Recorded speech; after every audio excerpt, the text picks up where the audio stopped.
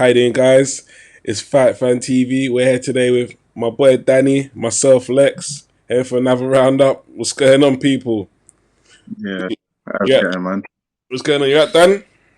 Yeah, man, everything good. Like so, yeah. So some some good shows happened this weekend. A Mm, few shocks to people, mm. but I kind of predicted it was gonna go that way. A few other people kind of saw it that way. Even Eddie Hearn alluded, and yeah, it kind of went that way.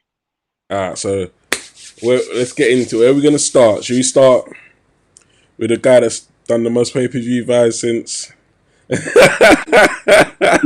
wherever. the guy's done the most pay-per-view buys in America since? Are we gonna start there, my guy? Logan. Sorry, apologize. Jake Paul Yeah, you versus got put. Bob Askren, Yeah, former UFC fighter. Obviously, this is saying what Jake's third or fourth fight, I believe. Um, third, third pro fight. third pro Yeah, fight, yeah. he had Um, one amateur head guard one, but that's not on his record. Like that. yeah. So he knocked the guy out in round one. 1-2, night over. Now people obviously Bob Askren, I can't even pronounce his name. Is it former UFC fighter? Not, it wasn't really no. Well, his stand-up game wasn't really the best. So maybe people thought maybe that's because he was a UFC fighter. Maybe coming into the fight that would have gave him a better chance, whatnot. But boxing and UFC are two totally different sports. Obviously people keep what's the word? Are still not giving Jake Paul his credit. People still saying he's still a YouTube boxer, but from what you saw, Dan, his ability, his technique, how do you see him? How do you see the fight, and how do you see him going on in the future? Because now people are calling for him to fight boxers. I think he's good. I've said that for since the Nate Robinson one. I think he can box. You got to remember, this guy has. He actually literally don't have no amateur background. He doesn't have no amateur bouts. He's yeah, I think he's good. He's got power. He knows how to set up shots. The fight before, he won by knockout via throwing a counter on Nate Robinson. This time, he threw a 1-2 down the pipe. Mm-hmm. People thought, oh yeah, UFC, yeah, he gets in the cage, da, da, da, da, da. But a lot of that notion, I've said before, a lot of these UFC MMA guys, they don't really have good punch resistance because it's a jack of all trades but master of none. Jake Paul ain't even a master of boxing. He ain't a black belt in boxing, but he's able to take these guys out, and I think that he's doing well. You got to look at the first three opponents Floyd Mayweather had. They were no hopers as well. Who were the first three people Anthony Joshua fought? You can't name who those first three opponents was. So uh, Jake Paul's first three opponents, two of them, yeah, they're not boxers, but people know their name at least. So you're going to be able to go down in history and say, okay, he knocked out Nate Robinson, he knocked out Ben Askren, especially an MMA guy who has a fighting background. So he would have done some kind of striking Mm-hmm. training in his gym. He would have come up against strikers in the octagon. So I think Jake did a good job there. So yeah, good luck to him. Also, we forgot another card on that, another fight on that card, which was Prograde versus Red Catch. Yeah, It was part of the Triller night. It was a bit of, it was an intriguing night. It had me watching like a part concert, part flipping boxing. It's like they're trying to do a little different, bring something different to the game. Sorry, I apologize. But yeah. obviously on that actual card, we had some two world class boxers in Red Catch and Progre. The match finished in a word fashion. Um, did Red Catch deem that a low blow? Was that a body shot? Run it back for the fans, Dan, man. Yeah, I'll see that. What's it? Prograse was getting onto him. He was lighting him up with the 1-2, as Snoop Doggy Dogg said. The left side open like the 7-Eleven. You get it? It stay open. So like the wall, yeah. So the dog pound, he was pounding on him, Yeah. and then it comes to the next round. Now he was getting on top of him. He threw a body shot, which sort of his glove kind of hit the rib, but it didn't even connect that well when you look on the replay. Mm-hmm. Um, what's his name? Red Catcher's gone down. holding his balls, like he's banging the canvas like Oscar De La Hoya style. Funny enough, Oscar like he was on some real Colombian stuff, but that's a story. But yeah, he's banging the glove on the floor. He's acting like he's saying he's hitting the balls. Um, his wife started shouting at Prograis. Then they ruled it a technical decision victory for Prograis. Prograis protested it in a post-fight interview, saying he ain't happy about that. He wants the KO on his record. The commission took a look back on the replay and they overturned it and ruled it a KO win for Prograis. So, yeah, British Boxing Board of Control, take note of that because you might need to use that in future. Yeah. So would you say Red Catch copped out, or did you find the Yeah, easy way out? yeah, yeah. He copped out because why would you hold your balls from a rib shot? That means you're faking the funk. You didn't like what was coming. We've seen a few men do that. A few world class men do that. Unfortunately, yeah, it was just another one. Yeah, so who would you like to see him get in there with next then? Progress. Yeah, Prograis, I want to see this Broner work, man. I yeah. want to see him and Broner get at it. 140. They seem to have some back and forth. I see Broner's acknowledging him, so I'm Prograis right now. So he's in his prime. Yeah. Broner, last fight, I wasn't really, I don't even know the words to use. Like I wasn't really that happy what I was seeing of Broner, Impressed. but yeah, I wasn't really impressed at all. But maybe he's just getting the ring rust off and knocking off a bit of cobwebs, and maybe he wanted to go the full round, for the full fight, maybe. Yeah. So because he in the fight he looked laboured. He wasn't really wasn't throwing any hard punches. He was doing a lot of pity patter punches, and maybe he just wanted to get the rounds out. I don't know, but on that performance, I don't think he's messing with Prograis on what I saw from his last fight. Yeah, I agree. And Um, I prefer someone like Prograis to close the curtain on Broner. if that fight goes on and Prograis beats Broner, would you think that's the end of Broner? Yeah, it's like how many times you're gonna watch him lose. Mm, mm. But some reason Broner, he always for some reason just draws a crowd. Yeah, because these days we're more entertained by his post-fight interviews because we know that he's just gonna say something mad. Yeah, for real. That's Mm. that's true. Win, lose, draw. But on the whole, the Triller night was all right. I, the whole concert thing, they need to like he had artists doing like 5, 6 tracks. They need to bring that down to like maybe 2, 3 tracks, maybe two or one and stuff. But obviously, I understand it. They're changing the game. It's like when I'm seeing Sweetie advertised, she's saying how she's gonna be performing at the boxing, so I could guess people from her background are gonna tune in to watch her performing, and why not stay and watch the boxing and pay for the pay per view? So it's like they bring in different two different industries together, and Yeah. it seems like to be fair, wrestling do that as a lot.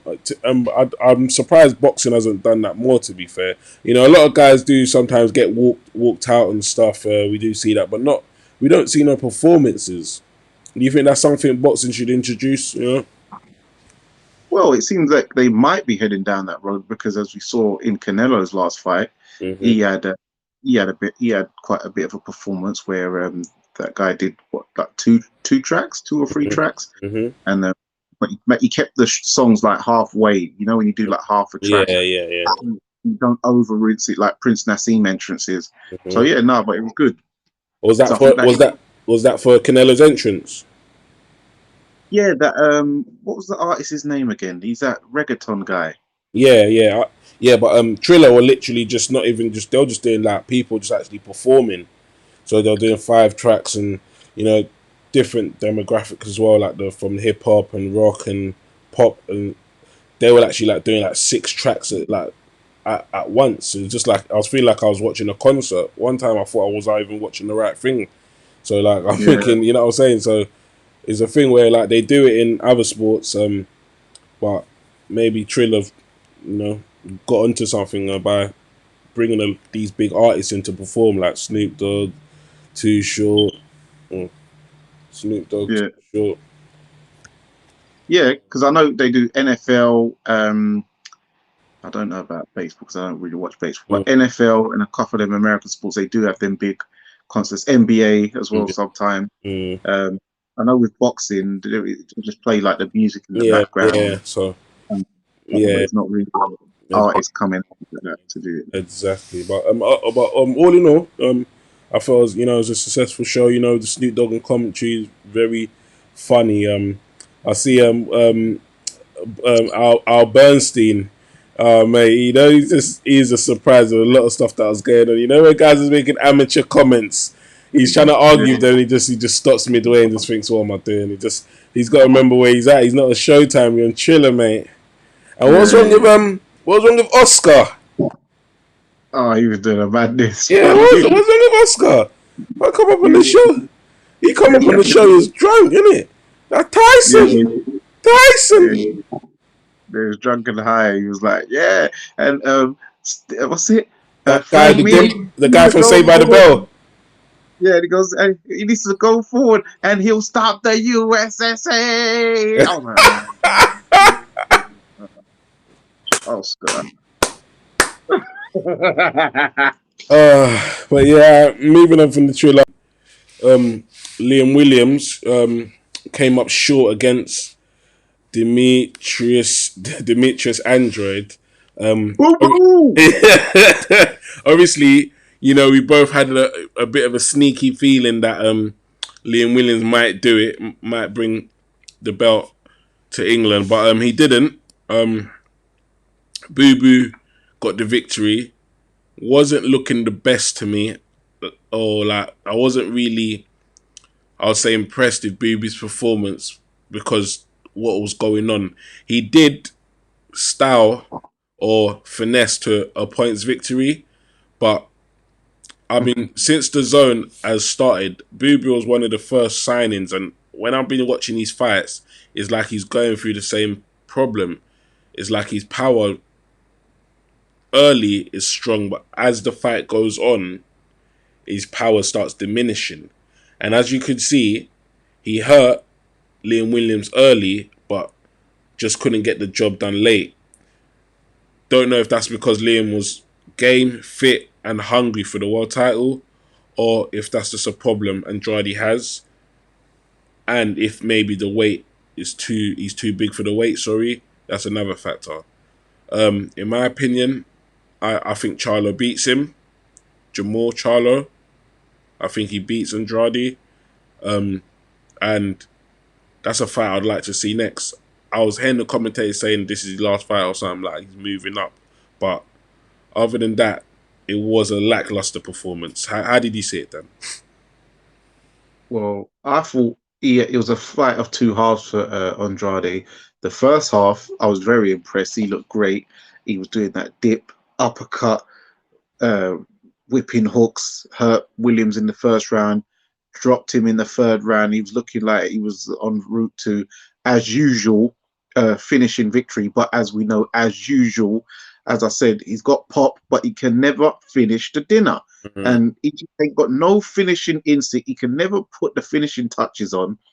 And then he starts blowing up. And yeah, towards what was it, like the ninth round, he started getting hurt. He got hurt, wobbled. He was kind of on the ropes. He Mm-hmm. was looking a bit in distress, like he just wanted to kind of get to the final bell. And yeah, as you said, he finessed his way to the finishing line. So yes, Charlo beats him. Triple G beats him. Oh, that's what I was thinking. That's what I was like, bro, imagine Triple G. This might have been a homicide. Yeah, Triple G beats him. And what if he's too big for the weight? Because he does look big. What he goes up and what wants to fight my boy? My boy Benavides will finish that guy. Yeah. So, but yeah, Williams gave a good account of himself, but he was, in my opinion, he was headhunting a lot.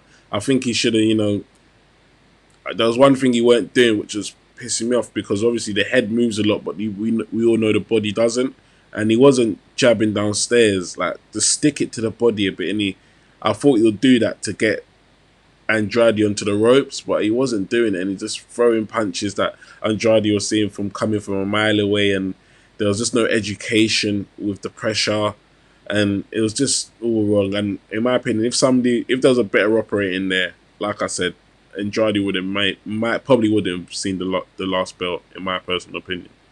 But Mm, going forward, I don't even know who I want to see Andrade with. Like I did say Jamal, but I think Jamal beats him easy. yeah, Triple G. I don't want to see him there. Triple G is too heavy-handed. Mm. Well, it's a unification, so he has to fight another champion because Yeah. But I don't champion. I think he's moving up anyway, man. Because he looked big. He looked very big for the weight. Yeah, he looks big. He looked very big for the weight. Obviously, my mate was saying, "Oh, but he's just moved up for 154." This mean no, he hasn't just moved up for 154. He was inactive for a very long time, and that's before that he had his 154 stint. So in that time he was off. We don't know if he's got bigger, or what's happened, but from the eye test, you can see that he's actually like he's big for the weight. And compared to Liam Williams, both rehydrated, he looked massive. Yeah, and they were both 154s at one point, but you Um, see that even at the weigh-in, the press conferences before, you could see the size difference. yeah, man. So who'd you like to see Andrade fight next? Then I'd like to see him fight either Charlo or Triple G because he needs to attempt to unify. If he gets beat, he gets beat, and then move up after that. Tony Harrison battle to a draw with Cap. Did I say Caparella? You say what was his name again? Perella. Perella. I Perella. said Caparella, but his name's Perella, people, not Caparella. His name's Perella. He fought to a draw with Perella after coming off a knockout loss to Jamel Charlo. That's the last time we saw Harrison in the ring before this fight. I watched the fight. He was getting caught a lot. I wasn't liking what I was seeing. Obviously, he came back in the later rounds, snatched the draw. On that performance, for some reason, the 154 in America is stacked. The division stacked, and especially on the PBC side. Um, Obviously, I wouldn't say I wouldn't want to see him in again with another top level fighter.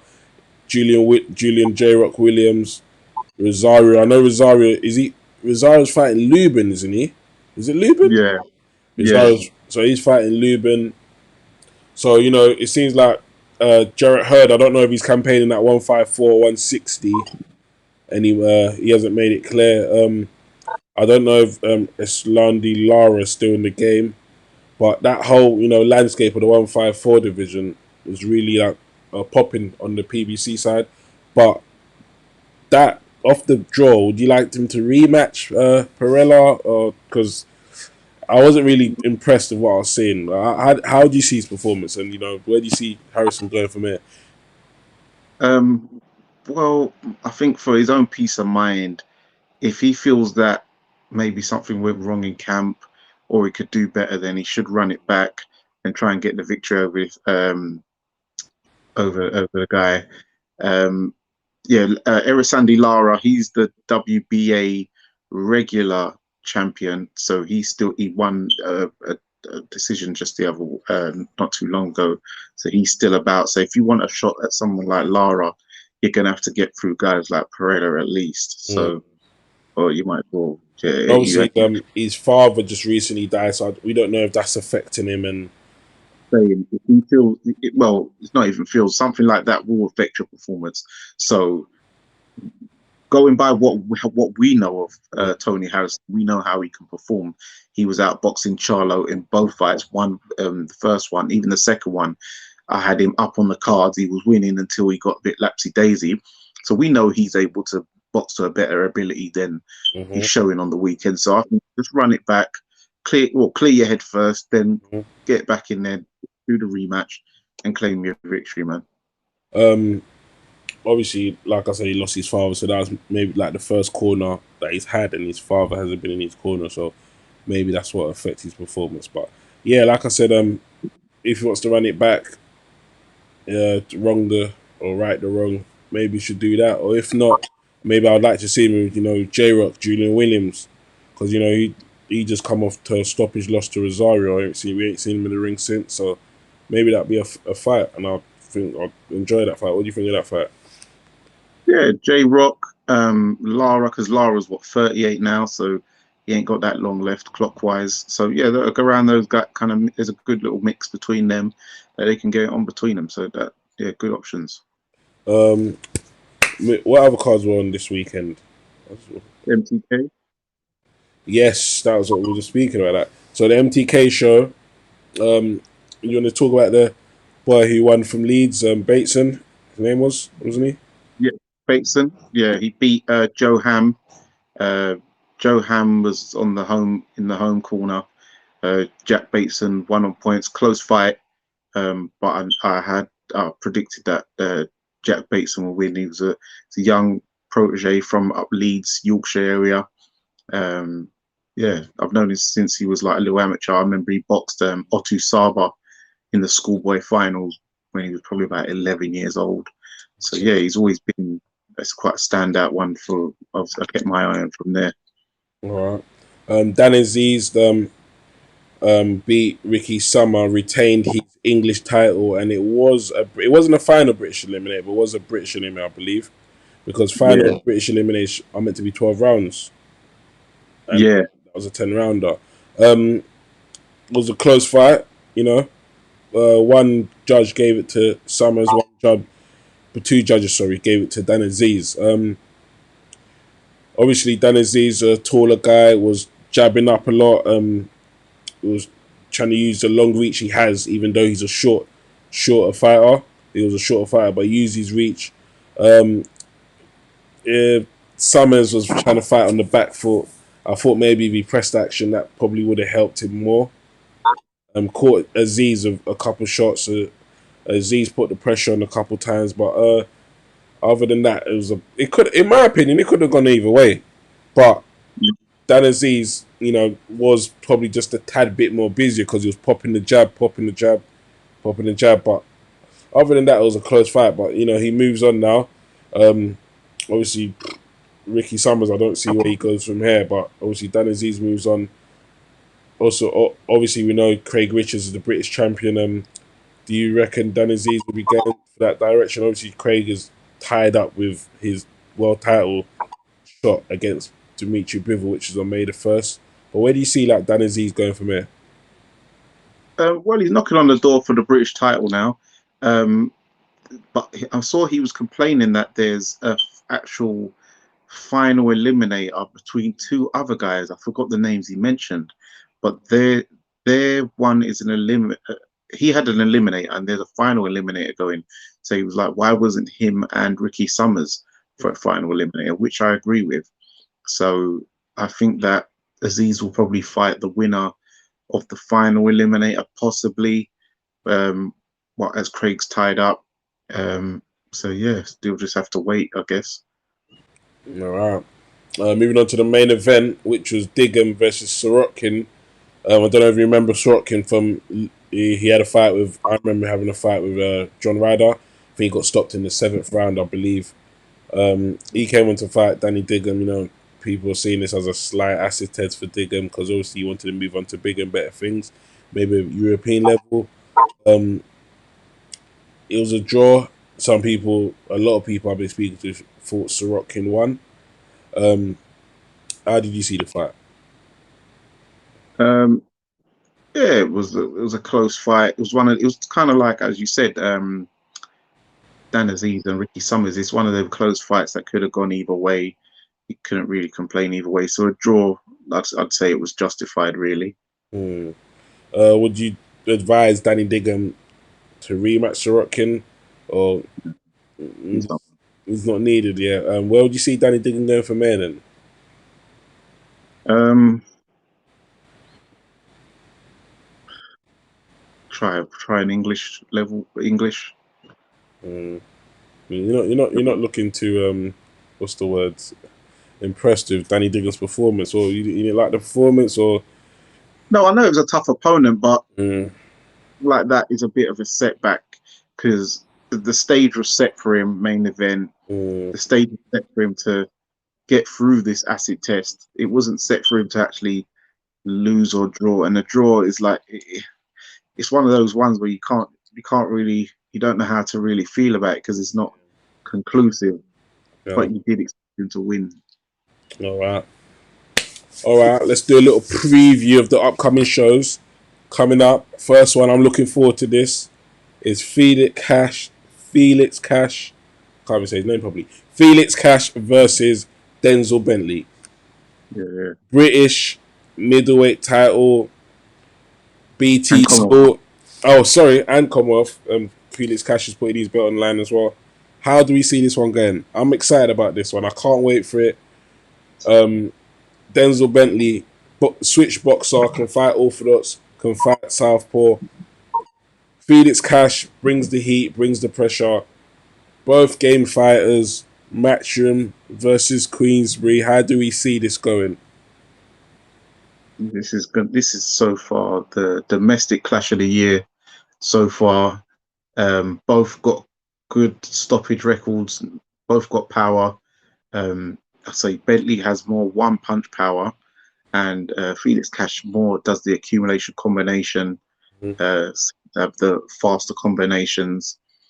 We haven't really seen Felix put under any real sort of pressure or fire, whereas we at least saw with Heffron in the first fight when Denzel kind of started. I don't know with the I thought gas and stuff. maybe. Sorry to cut you off. I thought maybe the Cullen fight was a bit It was very competitive until he got the victory. And did he get the stoppage in that fight? I believe he did. Yeah, Yeah, he until he did. got So and I think he got a knockdown in the first round. But Cullen is a very game fighter, Jack Cullen.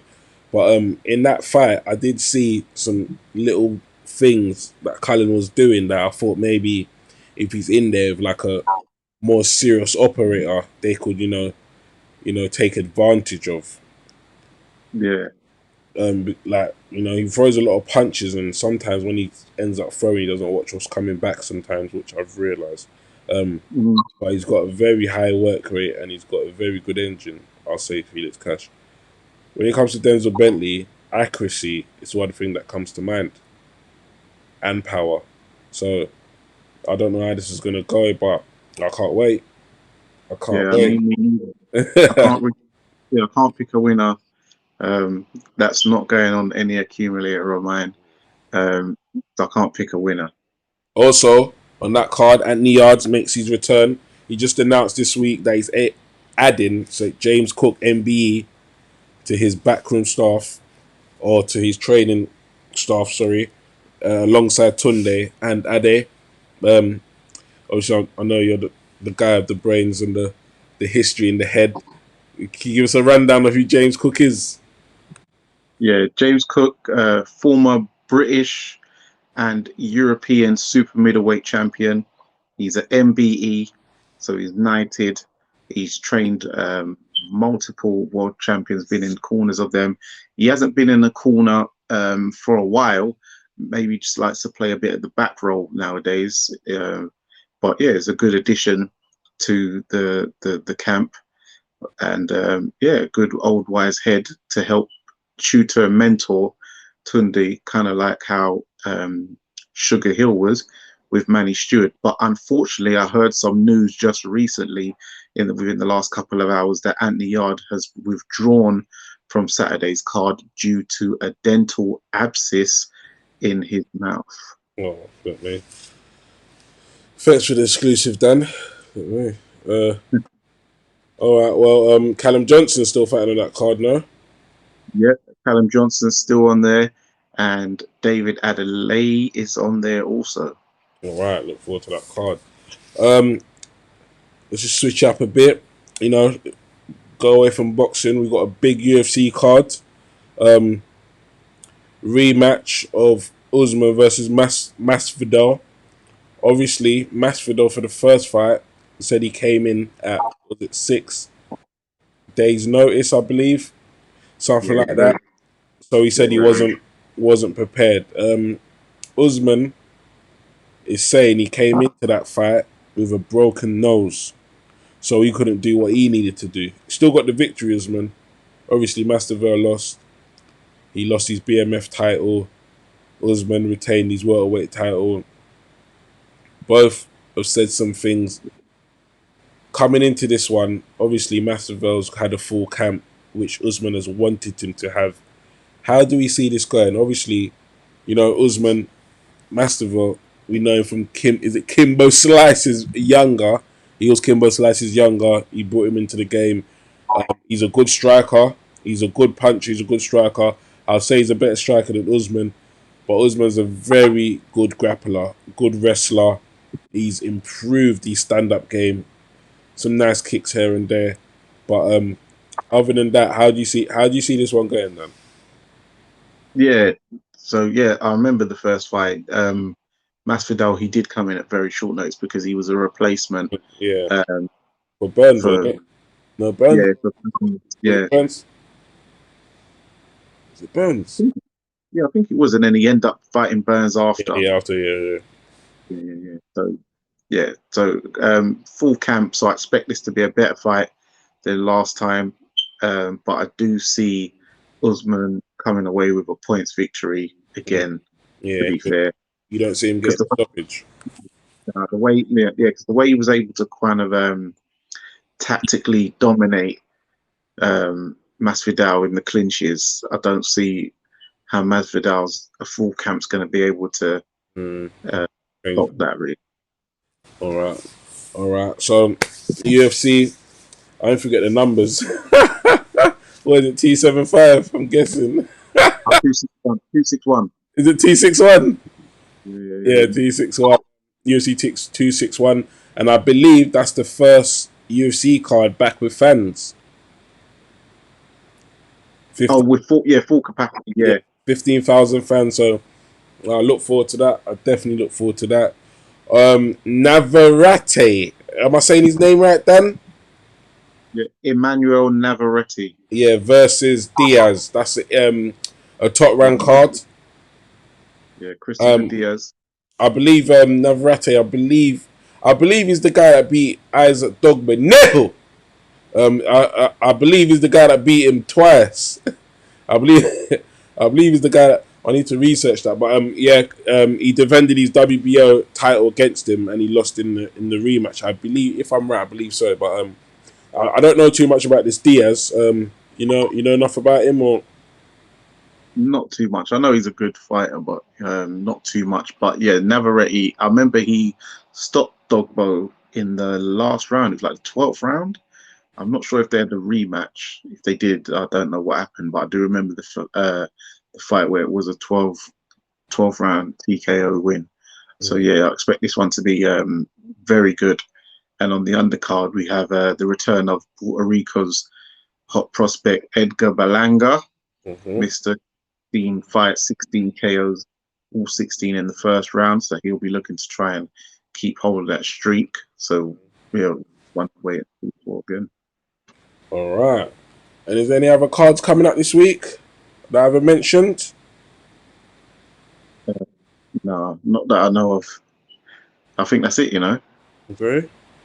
All right. Well, top rank UFC. Yeah. All right. Well, that's us with the roundup. Anything you want to add, Dan, before we head out? Yep. Ofer Jones lost on points, as I thought. Remember, I was saying to you on the phone. Yeah, he was. He definitely was. He lost to Jorge Castaneda, and then also the Azerbaijan heavyweight, who's 3-0, the big Is that Azerbaijan guy. Is that Majidov? Yeah, Muhammad Jadrazel Majidov.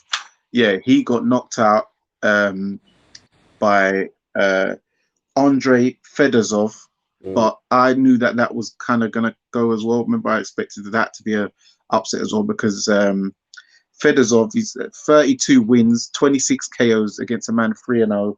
So I had those two on that card. Yeah, but the thing is that Majidov, he's had an extensive amateur background. So obviously he's like one of them. What's his name? Lomachenko's and whatnot.